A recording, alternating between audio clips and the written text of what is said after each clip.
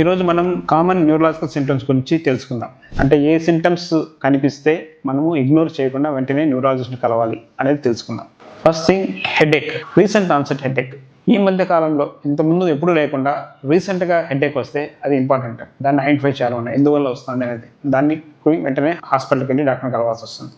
రెండవది, హెడేక్తో పాటు వాంతులు అవ్వడం కానీ, నడుస్తుంటే తూలినట్టు ఉండడం కానీ, మాట తేడా రావడం కానీ, చూపులో తేడా రావడం, డబుల్గా కనిపించడము, సడన్గా చూపు తగ్గిపోవడము, ఇటువంటివి ఏదైనా ఉంటే వెంటనే డాక్టర్ని కలవాల్సి వస్తుంది. అలాగే ఒకవైపు వీక్నెస్ రావడము, నడకలో తేడా రావడము, నడుస్తుంటే తూలినట్టు ఉండడం కానీ, లేదు ఒకవైపు స్పర్శలో తేడా రావడం, తగ్గడం, కుడివైపుకి ఎడమవైపుకి స్పర్శలో తేడా రావడం కానీ, ఇవేమైనా గమనించినట్టయితే మనం వెంటనే డాక్టర్ని కలవాల్సి వస్తుంది. దీంతోపాటు ఫిట్స్ రావడము, కొంచెం కన్ఫ్యూజ్గా మాట్లాడడం, for example for a few seconds to minute కొంతమంది ఎట్లా అన్రెస్పాన్సివ్ అయిపోతారు. మనం ఏం చెప్తానో వాళ్ళకి అర్థం కాదు, వాళ్ళు వినిపించుకోరు, వాళ్ళు మాట్లాడుతుంటారు.